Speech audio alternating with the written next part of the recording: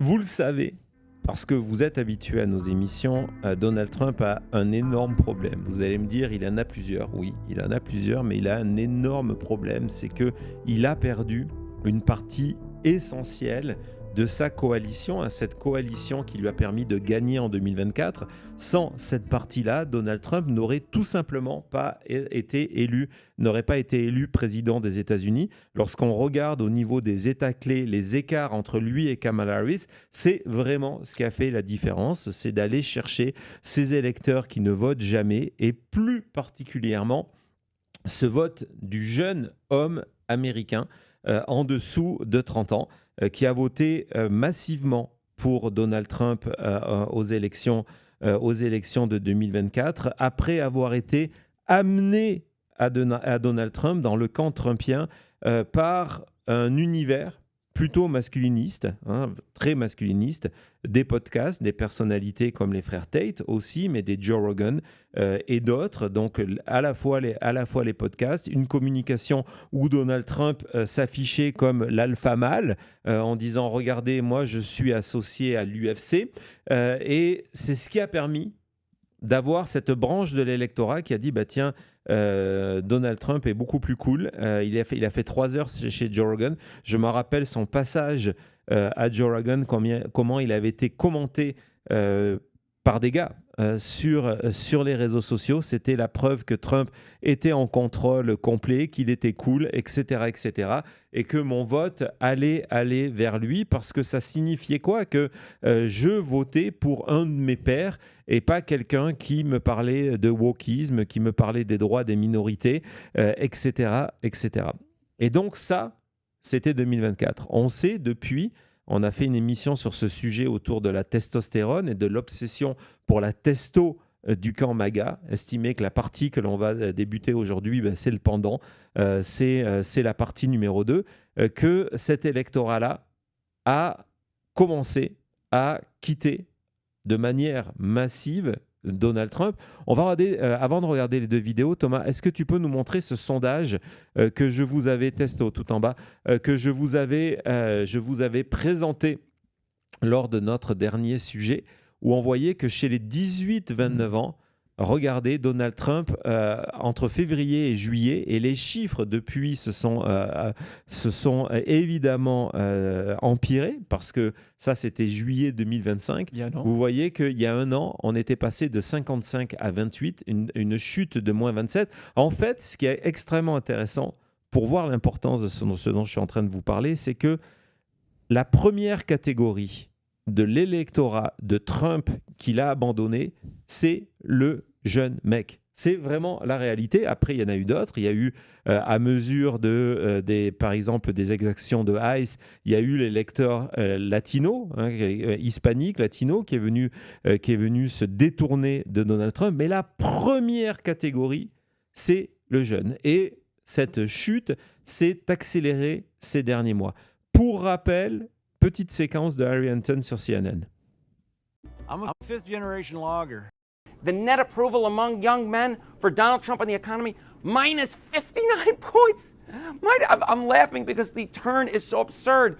This is a turnaround of, what is this? Do the math with me right here, of 66 points. 66 points in less than 2 years' time, just a year and a half, in terms of feeling towards Trump and the economy among young men. And when you put it together, right? Donc, sur la question économique, moins 66.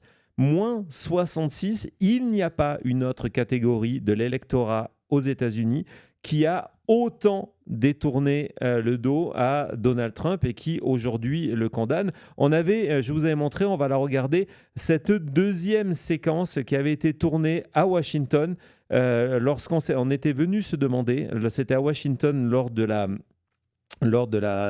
la soirée UFC pour l'anniversaire de Donald Trump. On se rappelle ce combat sur la pelouse de la Maison-Blanche. Qu'est-ce qu'il arrivait aux jeunes hommes américains? Vas-y, Thomas. The net approval among young men for Donald Trump and the economy, minus 59. When Donald Trump announced his UFC fight in Washington, D.C., I had one thought.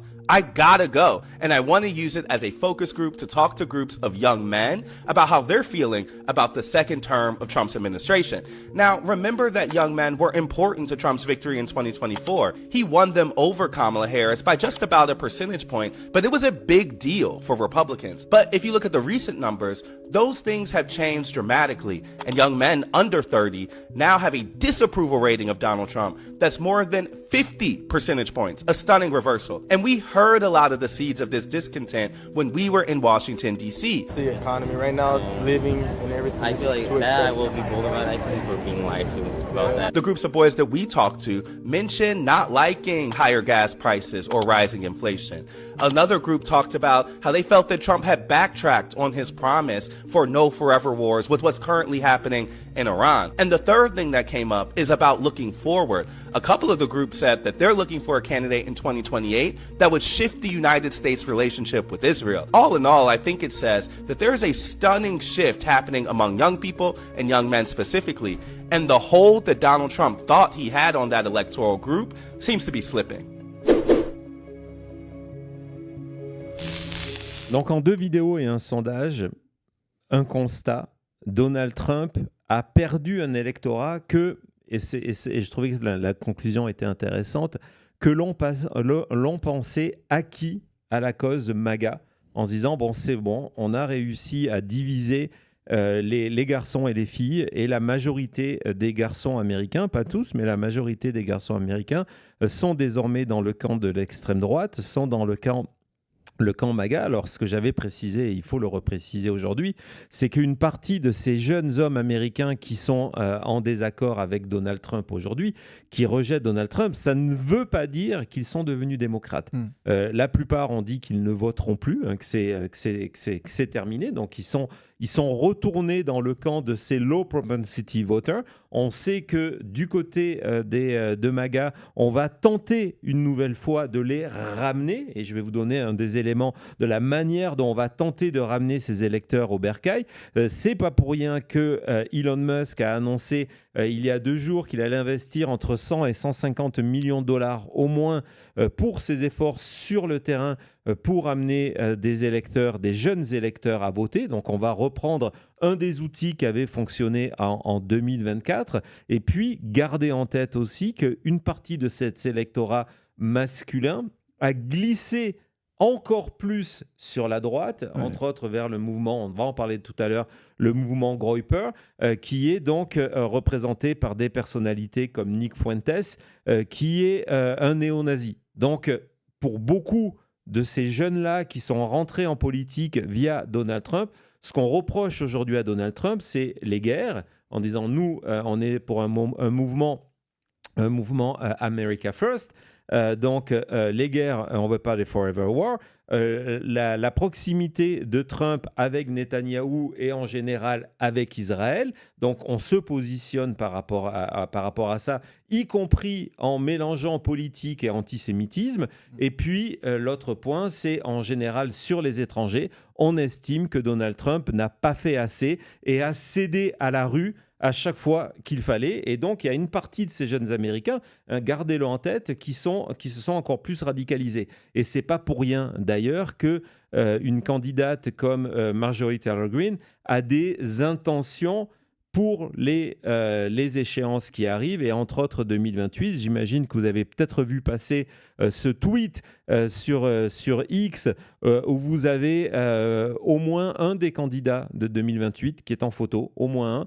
C'est cette réunion au sommet pour lancer un mouvement, hein, c'est écrit noir sur blanc. Vous avez Thomas Massie, on vous a toujours dit que Thomas Massie, oui, il a fait un travail exemplaire et il continue sur l'affaire Epstein, mais au-delà de ça, c'est quelqu'un qui était déjà dans la partie la plus radicale de la droite américaine. Là, maintenant, il se rapproche de Marjorie Taylor Greene, de Tucker Carlson et de Joe Kent. Joe Kent, c'était le numéro 2 du DNI sous... comment elle s'appelle Tulsi Gabbard. Tulsi Gabbard, merci Cody. Et qui a démissionné en expliquant que la guerre était sous des mauvaises raisons, et d'expliquer combien Donald Trump et combien le Pentagone étaient sous l'influence d'Israël. Et ces personnes-là vont être au moins une personne sur deux. Je pense qu'on pourrait même avoir un petit ticket. Je ne serais pas surpris. Je mettrais presque un billet sur un ticket Tucker Carlson, Marjorie Taylor Greene, qui vont être candidats en 2028 parce qu'il y a toute une partie de la droite américaine à revenir récupérer, à séduire, qui est en rupture avec MAGA, comme MAGA et le Tea Party étaient en rupture avec le mouvement de la Rhino, donc le parti républicain traditionnel. C'est vraiment une révolution. Tout à l'heure, on parlait de révolution à gauche. C'est en ce moment la révolution à droite. Ouais, Thomas, tu veux dire quelque chose? Non, non, c'est absolument ça. America First, c'est le parti pour tout le monde qui ne se retrouve plus dans le camp MAGA, que ce soit pas que les jeunes, mais même d'autres personnes à travers Epstein, à travers les guerres, l'économie, mais c'est aussi, avec surtout ce titre, America First, c'est du classique dog whistling pour tout le monde qui se dit, mais en fait, avec Trump, on n'était pas assez raciste, pas assez misogyne, pas assez xénophobe. Tout ça, ça se retrouve là. Et ça va faire une énorme partie du dossier d'aujourd'hui, ça. Ça va faire une partie importante de ce dossier. Et donc, vous avez la table qui est mise en termes de OK, comment on fait lorsqu'on est MAGA ou comment on fait lorsqu'on est la droite américaine pour continuer à séduire, c'est le cas de le dire, ces jeunes Américains, à faire venir vers ce mouvement des jeunes Américains. On a utilisé le jeu vidéo, on a utilisé la manosphère, on a utilisé l'UFC. La prochaine étape, et ça a commencé, c'est le sexe. Je vous en parle tout de suite après.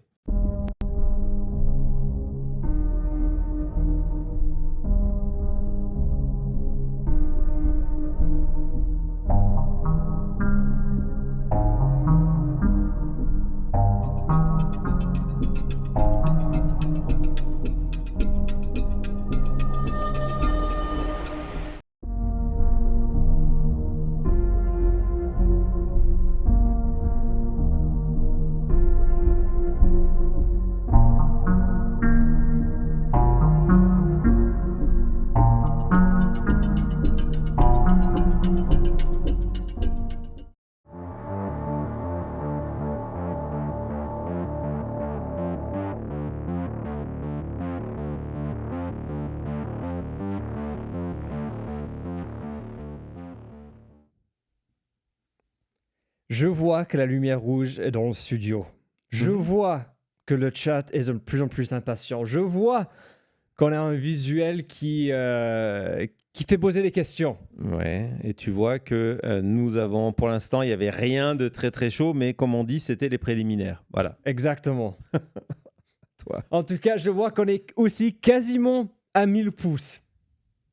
Faut le faire, faut les avoir. Donc allez-y, mettez votre pouce et je vois qu'on a enfin atteint cet objectif, les 50 145. Merci beaucoup, merci à tout le monde qui est là avec nous. On continue comme ça, merci de votre soutien, de nous permettre d'être en direct, émission après émission. Merci à ceux comme Restons Polis, qui je crois que le chat ne restera pas très poli pour la suite de cette émission. On va voir. On verra. En tout cas, merci Restons Polis pour ton soutien. Merci d'être là avec nous encore une fois. Je sais que tu seras en replay ce soir, mais merci pour ton soutien. Exactement. C'est bon? On peut y aller? Tout le monde est prêt? On a éloigné les enfants? À tout de suite.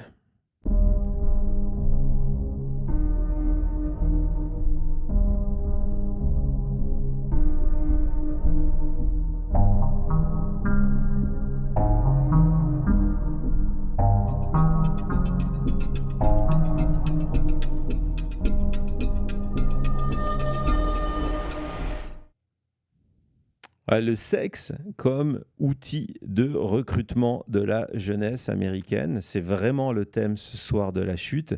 Et sans plus attendre, je vais vous montrer une vidéo parmi tant d'autres qui est mise en avant sur les réseaux sociaux. Hein, c'est posté sur Instagram, mais pas que. Vers ces jeunes hommes américains. On est dans la catégorie beaucoup des incels. On va en reparler. Vas-y, Thomas. Donald Trump announced his UFC fight.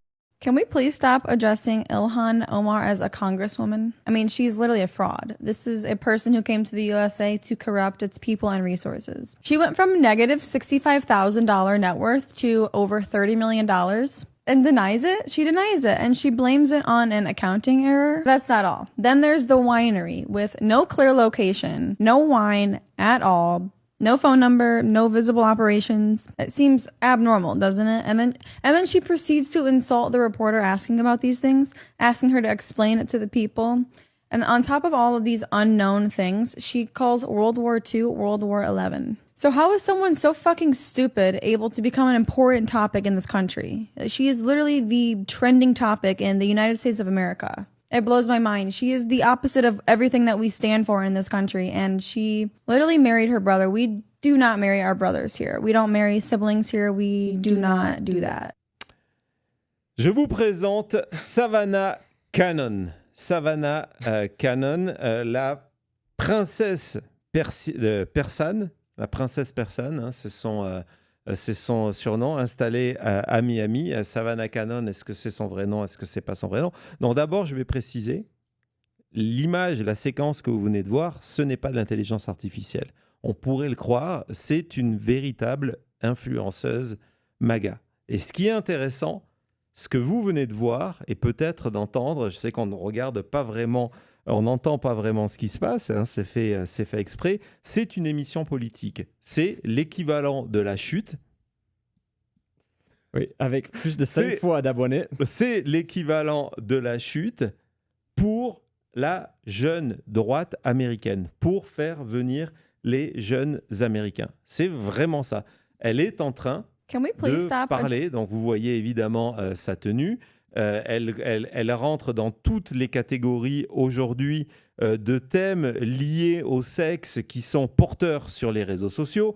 On voit ses pieds en avant, sa tenue de yoga. Pardon ? C'est encore plus... Désolé, là, mais la deuxième fois, c'est encore plus choquant, quoi. Ouais. En plus, où ils ont bien placé les sous-titres pour garder l'attention. Hein. Ouais.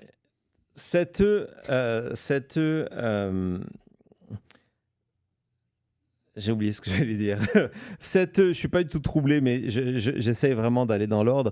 Cette tendance, voilà, a deux mots, deux expressions aux États-Unis.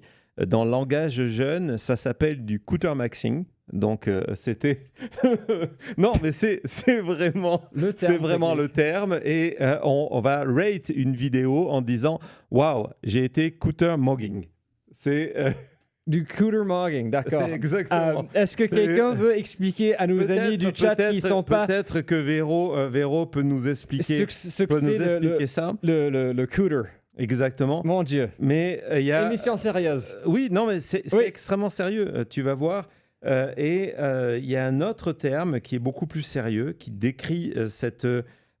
alors, je veux pas me tromper. On appelle ça la horny economy. Donc, vous avez l'économie, l'attention. On est dans un monde de l'attention, donc the attention economy. Et donc là, c'est la horny economy. C'est l'utilisation du sexe pour, évidemment, faire vendre, y compris faire vendre des idées politiques et attirer de l'attention. Sur le fond, ce que va dire quelqu'un comme Savannah Cannon, très souvent, elle lit, on le voit, un script écrit par de l'intelligence artificielle. Pire, par moment, sur des thèmes, évidemment, parce que ce qu'elle va raconter, c'est des attaques contre les démocrates, c'est ultra raciste, tout ce qu'elle va dire. Elle va aller voler le contenu d'autres influenceurs. Sur cette question du racisme, je vais vous passer une de ses vidéos et puis on va voir d'où elle s'est inspirée. Vas-y, Thomas. Can we please stop addressing Ilhan? It's always white people need to stop being racist. It's never minorities need to be more likable. If white people don't like you, it's usually not for no reason, actually. It's not because of the color of your skin. And if you come to white countries, it is not white people's responsibility to accept you the way you are. That's brainwashing. It's your responsibility to be acceptable, to how white people are. Donc, on va voir que sa séquence qui cartonne, en fait, elle est allée complètement la pomper chez un autre électeur qui avait posté ça sur TikTok. Vas-y, Thomas. It's always white people need to stop. It's always white people need to stop being racist. It's never minorities need to be more likable. If white people don't like you, it's usually not for no reason, actually. It's not because of the color of your skin. And if you come to white countries, it is not white people's responsibility to accept you the way you are. No change up, no curveball, nothing but fucking grip.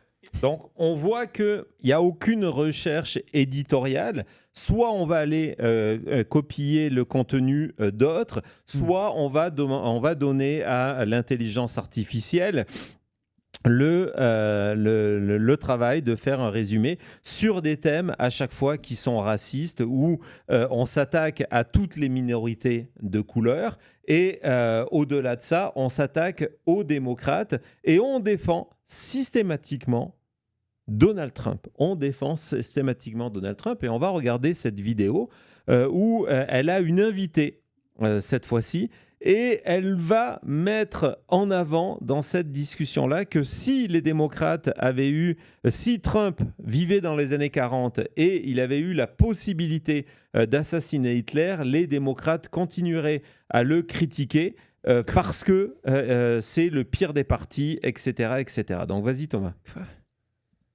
It's always white people need to stop being racist. It's never. I genuinely think that if Trump were the president in the 1940s and he was able to capture Adolf Hitler, the liberals would find a way to be upset about it. Of course they would. They need something to hate on him for, even if he's fixing all of the things that they don't like. Because they have nothing good to say about their party. They just only have bad things to say about ours. So they have so much to say that makes no sense. Donc l'idée, vous l'avez compris, c'est d'utiliser des jeunes filles dans des tenues et dans des positions qui sont très clairement sexuelles, pour faire de la propagande néo-nazie la plupart du temps et très souvent de venir défendre Donald Trump. Alors, c'est pas quelque chose de forcément nouveau. La droite américaine a toujours utilisé le sexe pour vendre ses idées. Si vous retournez à Fox News, c'est la première chaîne qui a fait ça en recrutant des anciens modèles. Regardez Bombshell, le film. Ouais, en recrutant des modèles, en recrutant des anciennes Miss, d'ailleurs, qui venaient souvent de comités qui étaient gérés par Donald Trump à l'époque de son amitié avec Jeffrey Epstein, et en les mettant en avant, le look blonde avec des tenues plus ou moins sexy, business casual mais sexy en même temps, où Fox News a été la première chaîne à mettre en avant des journalistes en mini-jupe et en talons aiguilles. Avec des règles de où ils devaient être placés autour de la table pour qu'on voit les jambes. Il y avait des règles, Murdoch avait installé des règles par rapport aux tenues qu'ils devaient porter et où les femmes devaient être assises pour que les caméras puissent voir ces tenues des femmes et que ce ne soit pas caché derrière en plateau de news. Et donc, avant Savannah Cannon, il y a eu d'autres choses. Une des émissions les plus populaires chez les jeunes Américains, et qui est une émission qui profite de sa popularité pour défendre les mêmes thèmes qu'on va retrouver chez des Tate, les mêmes thèmes qu'on va retrouver chez des Rogan, les mêmes thèmes qu'on va retrouver chez Fuentes, c'est une émission qui s'appelle Fresh and Fit. And Fresh and Fit, comment ils ont réussi à décoller sur Rumble, c'est qu'ils ont commencé à demander à venir sur le plateau, en studio. Donc imaginez, on va voir des images, en studio, ils ont commencé à faire venir des modèles de OnlyFans. Donc on est dans des émissions... De quoi ? Ok, non mais continue. Je sais pas, on dit... on est dans des émissions politiques, mais... on parle de sexe et on s'entoure de filles. On a différentes illustrations de cette émission qui s'appelle donc Fresh and Fit. Donc vous voyez les invités. Nous on a Jean-Marc Léger. Maître Eolas. On a Maître Eolas qui n'apparaît même pas à l'antenne, même lorsqu'il vient en robe. Mais donc voilà. Donc ça c'est Fresh and Fit et c'est complètement assumé. Il y a un an de cela. Ils ont une émission aussi où les auditeurs appellent et il y a un an de cela, il y a un auditeur qui appelle, on va voir cette cet article de Bulwark qui en parle, il y a un auditeur qui appelle en disant « Mais pourquoi vous êtes très intéressant, grâce à vous, et le gars explique, vous avez changé ma vie, je vous soutiens, je vous envoie des milliers de dollars, je suis politiquement, c'est vous qui avez fait mon éducation politique, hein, c'est une réalité, ça fonctionne. Je vous rappelle que Erika Kirk, avant d'être la patronne de Turning Point, avant d'être la femme de Charlie Kirk, elle vient de quoi ? Elle vient de ce monde-là. Et c'est une ancienne modèle, c'est une ancienne Miss Arizona. Donc, on est dans cette volonté-là. Et donc, l'auditeur appelle en disant « Mais moi, ce qui me gêne, c'est en permanence le fait que vous ayez ces filles. » Et le terme qui est utilisé, ce sont des traînées, parce que, évidemment, ce sont que des questions pour démontrer aussi à chaque fois la supériorité du gars, en expliquant que ces filles-là sont absolument stupides. Hein, donc c'est chaque fois l'idée est de placer l'homme dans une position dominante, d'utiliser le corps de ces filles pour faire de l'audience et en même temps de les humilier et de les replacer à leur place. Ces séquences de Fresh and Fit, c'est que ça. Et ce qui est extrêmement intéressant, c'est que ils assument en direct, en expliquant, on va voir la réponse. Donc, je vous l'ai pris par écrit, c'était plus efficace en disant malheureusement, on fait ça pour avoir de l'audience. Le sexe ment. Et l'idée, il y a une méthode derrière tout ça. On se dit que plus on a du monde qui vient de voir nos émissions, évidemment, on gagne le plus d'argent. Mais surtout, une partie de ces gens-là, on va les attirer vers nos autres programmes qui sont encore plus politiques. Ouais, c'est the funnel, c'est le terme, c'est qu'on funnel les gens vers quelque chose. Principe. Et justement, ce qui est, vas-y, continuons dans ces extraits, c'est que on va se rendre compte. Donc évidemment, on fait venir et on va en parler de cette économie de OnlyFans et comment on va recruter des filles sur OnlyFans pour les faire venir dans ces émissions, et vous allez voir d'où vient Savannah Cannon, vous allez être surpris. Donc, ce sont des gens qu'on fait venir pour ça, et donc, ce qui est intéressant, c'est qu'il y a une autre émission qui a été créée en même temps, qui est un autre rendez-vous, vas-y Thomas, notre rendez-vous non, excuse-moi, c'est pas cet extrait-là, c'est celle de juste à côté. Voilà. Qui est une autre émission qui s'appelle Whatever, qui est aussi un podcast pour les gars. Et pour la même raison, de se dire, voilà, notre business model, on vend tous ces thèmes qui sont chers à notre public et on a besoin de salopes, c'est le cas de le dire, sur le plateau parce que du coup, le public vient de voir. Et c'est là qu'on rentre dans un écosystème qui est à la fois économique et à la fois politique. Cet écosystème, à un moment, on a pensé qu'il était arrivé à l'étape ultime, alors que l'étape ultime, pour l'instant, c'est Savannah Cannon, qui était l'invention par l'intelligence artificielle de jeunes filles réalisées pro-MAGA. On va voir cet article, c'est le 4, Thomas, de modèle pro-MAGA, Emily Hart, qui est devenue en quelques jours un des comptes les plus suivis de l'Internet, avec des images d'elle, là c'est une image soft, d'elle en tenue sexy, encore une fois, à l'armée, etc., qui représentait soi-disant le mouvement MAGA, l'extrême droite, blonde aux yeux bleus, la peau extrêmement blanche. Il y a des équivalences de ce que je suis en train de vous raconter au niveau de l'extrême droite française. Ce n'est pas quelque chose qui est isolé. On s'est rendu compte, et c'est là qu'on est dans un écosystème, que pour parler à des jeunes hommes, c'est la porte d'entrée. Ce sont ces jeunes filles qui à la fois sont atteignables parce que c'est la girl next door, donc ce ne sont pas des top modèles, et qui a les mêmes idées politiques que vous ou qui va vous introduire à des nouvelles idées.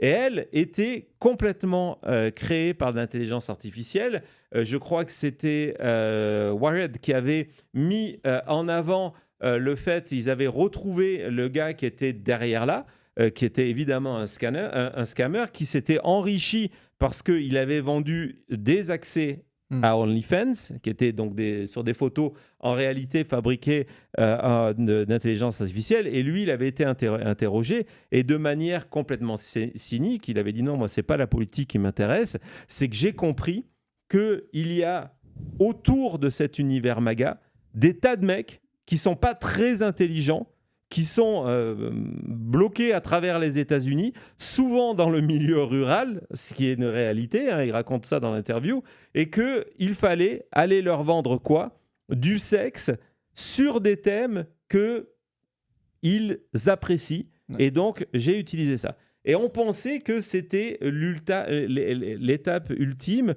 et c'est dans cet univers-là qu'arrive Savannah Cannon. Et Savannah Cannon, c'est autre chose. Savannah Cannon, c'est à la fois le grift et à la fois l'utilisation politique. Le grift, vous le savez, c'est lorsque on profite d'une situation politique pour gagner de l'argent, pour s'enrichir sur ces gens-là. Au départ, Savannah Cannon, avant de se lancer dans le commentaire politique, a tenté d'autre chose. Elle a tenté d'être un modèle de faire des vidéos filmées dans sa salle de sport, comme beaucoup de jeunes filles américaines font, en se disant c'est une manière où je vais gagner de l'argent. Et donc, elle a créé un compte Instagram où elle se filmait dans les mêmes tenues dans des salles de sport, en se disant tiens, on va tirer des catégories d'hommes, voyeurs, etc., etc.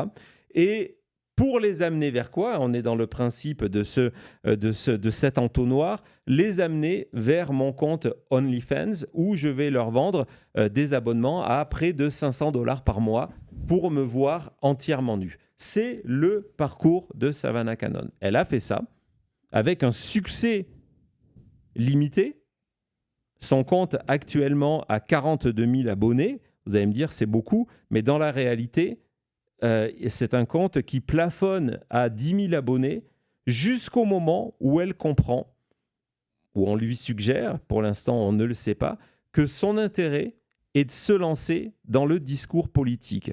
Pourquoi son intérêt est de se lancer dans le discours politique ? Parce que d'un coup, elle va se mettre toute seule sur la concurrence et parler à un réservoir d'électeurs potentiels qui vont devenir des consommateurs. Elle va lancer son compte, on va voir pour que vous compreniez à quoi ressemble sa page Instagram, sa page de commentaires politiques. Hein, voilà, ça c'est du commentaire politique.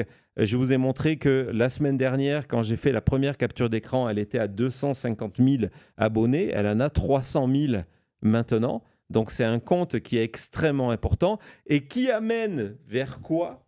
Vers un abonnement, parce que la monétisation, elle est là, mais elle est limitée. Vous voyez, c'est un compte officiel sur Instagram. Donc, elle gagne de l'argent avec ces vidéos-là. Elle est également présente sur X, où elle a 70 000 abonnés, mais avec des dizaines de millions d'engagements de vues pour gagner de l'argent.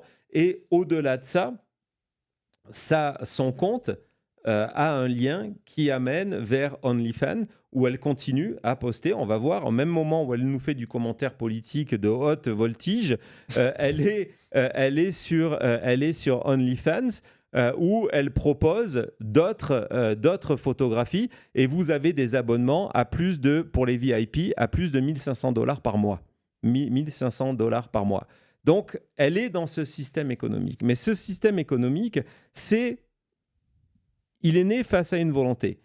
OnlyFans, par exemple, c'est devenu cet Eldorado pour certains, et c'est un Eldorado qui est perçu, mais qui n'est pas réel. On va voir les chiffres, et vous allez voir que dans la réalité, les gens qui gagnent de l'argent sur OnlyFans sont extrêmement limités. Que le 0,1% des créateurs de OnlyFans font 76% du revenu. 76% pour 0,1%.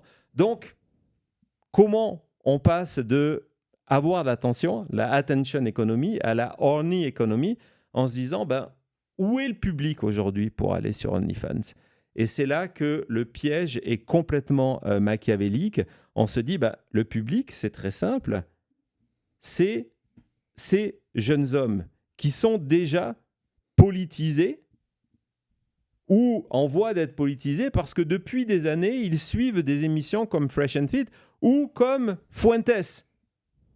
Et donc, qu'est-ce qu'on va faire? On va faire des partenariats entre un néo-nazi et une star d'Instagram, une star de OnlyFans, parce qu'elle sait que du coup, parmi l'audience de Fuentes, naturellement, organiquement, il va y avoir des jeunes hommes. Une tonne. Les 98% de l'audience de Fuentes, ce sont des jeunes Américains entre 13 ans et 20 ans. La plupart incel. La plupart sont incel. Et donc, elle sait qu'elle va s'adresser. Et c'est comme ça que Sophie, ou Sophia, je ne sais pas. Sophie Rain, qui est la star numéro 1 sur OnlyFans, qui gagne plusieurs millions de dollars par mois, a un partenariat avec Fuentes, où de temps en temps, elle est présente dans le chat, où elle envoie dans des directs 10 000 $. Résultat, Fuentes la remercie. Et on est dans un cadre où, du coup, elle va mettre en avant cette relation-là, parce que en devenant une alliée de Fuentes, elle vient parler à une niche de public qui est captive, qui est là pour Fuentes, qui sont ces jeunes Américains complètement paumés. Et résultat, ils vont s'abonner. Et c'est pour ça qu'elle va rendre hommage sur son X aux Groypers en posant en photo avec une casquette America First et également le t-shirt des Groypers qui est vendu sur la page de Fuentes, en disant: est-ce que quelqu'un peut m'expliquer c'est quoi Groyp? Évidemment, elle le sait, hein, c'est pour créer de l'engagement. Et aujourd'hui, une partie importante de ses abonnés sur OnlyFans sont de ces électeurs-là, de ce public de Fuentes, ces jeunes Américains sans identité politique qui sont racistes, qui sont d'extrême droite, qui sont évidemment extrêmement frustrés, qui sont totalement misogynes. Hein. Il y a une vision, pour eux, la femme, c'est pas une femme, c'est une traddy wife. Ce qu'ils veulent épouser, c'est la femme qui va rester à la maison, qui n'a pas de carrière, qui est au service de l'homme et uniquement au service de l'homme. Et donc, Savannah Cannon a réussi à mêler tout ce monde-là en disant: OK, j'ai pas Fuentes derrière moi, mais qu'est-ce que je vais faire? Je vais justement reprendre les thèmes de Nick Fuentes. Souvent, ce qu'elle raconte, c'est le résumé d'une émission de Fuentes, en disant: OK, je vais me passer de lui, mais je vais attirer ces jeunes qui vont non seulement venir m'entendre pour mon discours politique et venir en même temps me regarder pour mon physique. C'est vraiment cette idée-là. Et ce qui est de plus en plus troublant avec Savannah Cannon, et c'est pour ça que la semaine dernière, j'ai découvert tout cet univers-là, c'est qu'elle a des thèmes de plus en plus politiquement actuels qui viennent, et c'est la grosse différence avec Fuentes, elle vient soutenir la politique de Donald Trump. On l'a vu dans ses déclarations lorsqu'elle explique que Donald Trump il pourrait faire des choses extraordinaires. La gauche américaine ne sera jamais honnête pour le reconnaître.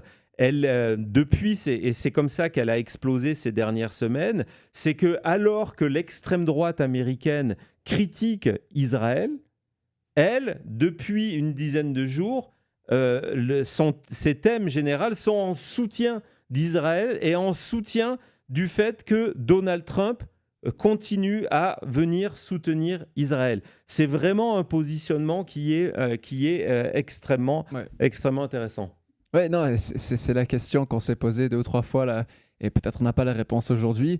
Et je ne parle pas que de Savannah, mais il y en a une tonne. C'est que quel pourcentage de ces créatrices se disent toutes seules, voient il y a de l'argent à faire, j'y vais, et quel pourcentage sont engagés, payés, incités par des stratèges, disons, de l'extrême droite. Oui, et comme il n'y a aucune manière de contrôler, on ne le sait pas. Ce que l'on sait, c'est qu'elle construit une audience de millions de personnes, que elle parle aujourd'hui avec des jeunes Américains qui n'ont aucune idée de ce qu'est la véritable politique, et elle normalise le discours. Elle parle de démocratie, de racisme, etc., etc. Et elle a un discours vraiment radical. Un discours qui, il y a quelques années, on aurait vu dans la bouche de personnes qui ont le crâne rasé et qui sont des skinheads. Absolument. Et en théorie, il ne devrait y avoir rien en commun entre une Sophie Rain et un Nick Fuentes. Ce devraient des gens qui devraient se détester comme ça, mais regardez comment la boucle est bouclée. La seule chose qu'ils ont en commun, c'est que Fuentes a une tasse America First et elle a une casquette America First. Donc on revient vraiment sur cette première image de tout le monde autour de la table en America First. C'est une stratégie. C'est une stratégie complètement assumée. D'ailleurs, on va écouter des réactions justement de streamers, y compris des streamers de la droite américaine, parce qu'en fait, pourquoi le sujet est en avant en ce moment, c'est parce qu'il y a une partie des influenceurs de la droite américaine qui évidemment se sentent menacés par ça. Alors, on va voir cette première réaction qui est sur X, qui est le compte de Lauren Witzke, qui est une influenceuse depuis des années. Et elle se dit, OK, on est passé de Michelle Malkin à ça. Donc, évidemment, elle critique tout ça en disant c'est complètement dégueulasse, que ce qu'elle raconte, c'est devenu n'importe quoi. Mais d'un côté, elle va être extrêmement heureuse que son tweet a eu autant de succès. Donc, on est dans cette espèce où tous ces gens-là ont besoin de cette attention et on est en train de se disputer et on a trouvé ce nouveau monde qui est cette jeunesse américaine qui n'est absolument pas intéressée par la politique et qui le devient, certaines visions de la politique, par le biais de filles comme Susan Cannon. Et on va voir que ça marche. Vous allez voir dans les réactions, et j'aurais pu vous en prendre des dizaines et des dizaines et des dizaines. Ce sont des comptes de jeunes hommes. Alors, est-ce que ce sont des bots ? On ne le sait jamais avec tout ça, qui, eux, sont absolument fascinés par tout ce qu'elle dit et par les attaques en disant ben voilà, l'extrême gauche est extrêmement est dangereuse, l'extrême gauche étant l'aile la plus centriste du Parti démocrate, soyons clairs, mais on est vraiment dans une forme de soutien. On va voir le prochain message en disant voilà, hein, c'est là aussi vous êtes encore une fois dans un compte pro MAGA. On cite ces femmes pour commencer à parler de Trump, quoi. Ouais, exactement. En disant, regardez, elles viennent apporter le soutien de Donald Trump et donc elles sont en train de rentrer dans l'écosystème et ce n'est pas un accident. Ce n'est pas un accident. D'ailleurs, c'est même pour certains le disent, c'est un trait de génie. Vas-y Thomas. I genuinely think that if Trump were the president. This is like, honestly, you know what? This is genius. Like, can I actually just say, like, I'm not saying I condone this by any means, all right? What I am saying that though, this is genius. This woman is a genius. This is like, I mean, honestly, the most genius. Why has nobody thought to do this before? You're literally like no pretenses. You're just like, I am a conservative whore. Bravo. I like, honestly, W grift. I don't condone it. I don't condone it. I'm not saying that. However, I am saying, like, I am shocked that it has taken this long. I kind of love her. I'm not gonna lie. I kind of love this. It is genius. It's like, you're just a conservative whore. Like, and I respect. Dans cet extrait, on a remarqué qu'il y a des vidéos où elle porte la casquette, non pas America First, hein, c'est la différence. Hein, je vous dis, c'est qu'elle défend Donald Trump actuellement de plus en plus et c'est quelque chose qui vient d'apparaître depuis qu'on est rentré en campagne pour les midterms, que Donald Trump n'arrive plus à connecter avec ces électeurs-là. En 2024, c'était des jeunes hommes qui avaient des podcasts, des plateformes sur Twitch, sur Rumble, etc., qui défendaient Donald Trump. Aujourd'hui, c'est une Savannah Cannon qui le fait dans la tenue que vous venez de voir. D'ailleurs, il y a une partie de la droite américaine qui a très bien compris ce qui est en train de se passer et qui appelle au boycott. On va le voir, le terme qui est utilisé. Je ne vais pas demander de le traduire, Cody, mais on va comprendre d'où ça vient. Hein, le Vagenda, donc, qui est le mélange de deux mots. Donc ça, c'est pour Savannah Cannon. Vous allez me dire, ok, bon, Savannah Cannon, peut-être elle fait ça de manière complètement séparée, mais en fait, on est en train de vivre une époque folle, ça c'est clair, mais une tendance de fond. Ce dont je suis en train de vous parler là, c'est quelque chose qui va s'accélérer non seulement aux États-Unis, mais ailleurs. Regardez d'ailleurs à quoi ressemblent les jeunes filles qui défendent en France la droite identitaire. Vous avez la même idée derrière ça. La même idée derrière ça. Et aux États-Unis, ça va s'accélérer. Je vais vous parler de la NRA. Tiens, Thomas, on va commencer d'ailleurs par voir ce petit dessin de la NRA pour bien comprendre de quoi on parle. Donc, la NRA qui est la National Rifle Association, donc son partenariat avec le GOP. Et depuis quelques années, la NRA est en perte de vitesse. En perte de vitesse parce que pour la première fois, le discours de la NRA, avec cette succession de fusillades, avec le fait que toute une génération, qui est la tienne, Thomas, une génération qui a grandi, t'es la première génération à avoir grandi dans les drills, dans les exercices à l'école pour se protéger contre les tueries. Tu peux en parler de secondes quand ça a commencé pour toi? C'est post-Columbine, donc c'est vraiment cette nouvelle réalité qui existe aux États-Unis depuis le début de ce siècle, c'est de se dire que d'accord, les tueries de masse dans des écoles font partie des réalités. Donc, il faut prévoir que les écoles, maintenant, on va fortifier les portes, on va vous expliquer que, OK, voici s'il y a un incendie, on part par là. S'il y a une tornade, on se met sous la table. S'il y a quelqu'un qui rentre avec un fusil, eh bien, on essaye de faire ci et ça devient normal. Et c'est une de ces choses où je sais que pour Cody, ça a dû être pareil. Tu te souviens toujours des fois où il n'y a pas que eu les entraînements, mais les fois où on est parti en mode, d'accord, il y a la sirène qui sonne et on vous dit, il y a quelqu'un avec un fusil qui se promène à quelques rues. On a eu un appel qu'il y a un étudiant qui va faire une fusillade. Donc maintenant, il faut se mettre en mode où tout le monde panique et pleure sous les tables à attendre, à voir s'il y a quelqu'un qui va rentrer avec un fusil. Et donc, cette génération-là, qui a grandi, comme Thomas vient de le raconter, et Cody, tu es aussi concerné par tout ça, bien évidemment, cette génération-là a une dent contre la NRA. Et donc, le problème aujourd'hui de la NRA, c'est que lorsqu'ils regardent leurs adhérents, ils se rendent compte que le nombre d'adhérents baisse parce que la plupart des adhérents meurent, pas forcément dans des fusillades, mais par rapport à l'âge.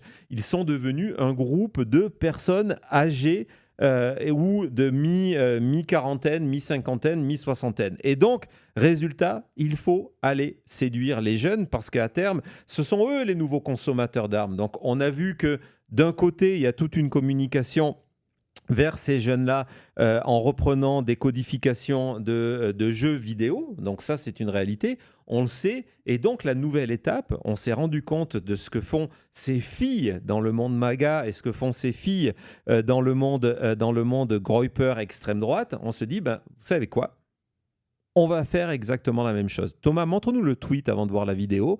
Donc, exemple, ce tweet publié il y a 2 jours où on voit que désormais, la porte-parole de la NRA, c'est une jeune fille qui s'appelle Taylor Lovery.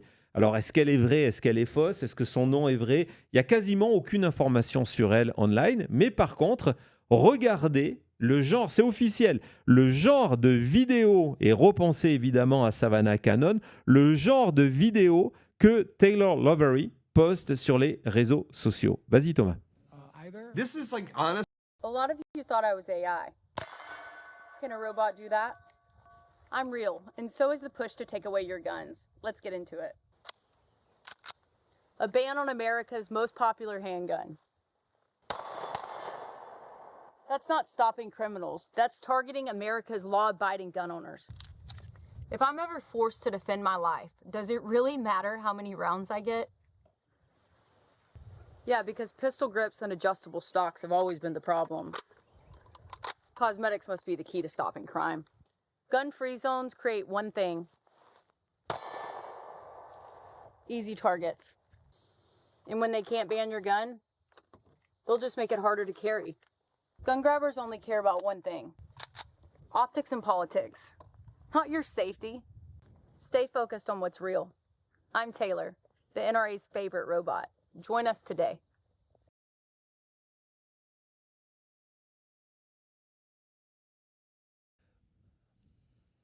Rejoignez le combat. Cette vidéo est folle, hein. C'est une véritable vidéo. C'est pour ça que je vous ai montré le tweet posté par la NRA pour parler aux jeunes hommes américains.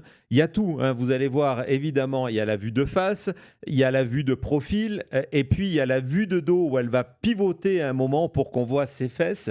Tout ça, c'est fait pour parler à cet électorat-là. C'est fou, non ? Ouais, non, sincèrement, je suis choqué.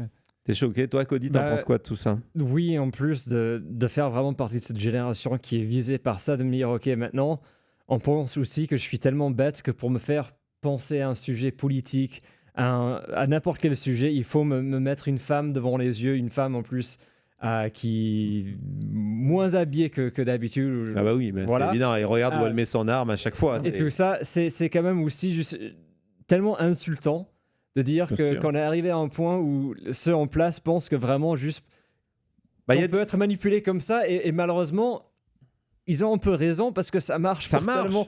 De jeunes, donc c'est tellement aussi presque honteux de me dire ok ouais c'est ma génération, on fait partie de cette génération où on va parier sur tout.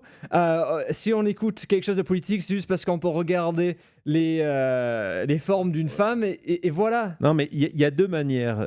Je poursuis un peu la conversation et puis on revient. C'est sur le sujet. Il y a deux manières dont aujourd'hui la droite américaine a décidé de venir parler à ta génération. Il y a les femmes et il y a le alpha male. Rappelle-toi toute la communication autour de ICE par exemple. C'est quoi ? Oui, c'est les jeux vidéo. C'est venez être cet homme fort et après l'idée c'est de dire ok si t'es l'homme fort de ICE, bah, au foyer t'as une comme ça qui t'attend. Exactement.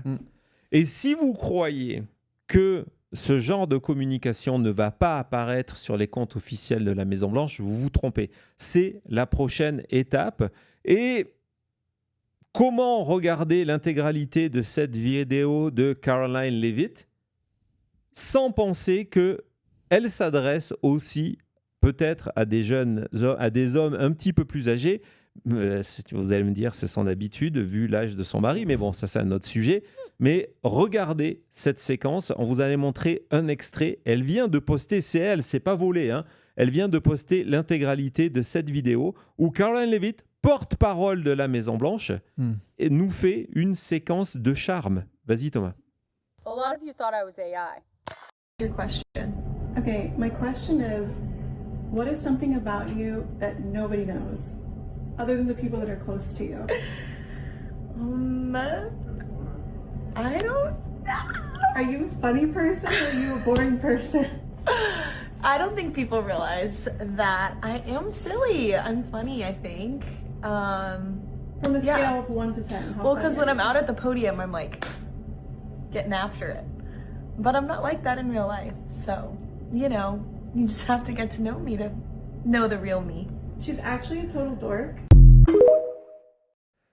What? Vous avez besoin de me connaître pour connaître la vraie Caroline Leavitt. C'est la manière dont l'administration Trump parle désormais aux MAGA. Oui, Thomas?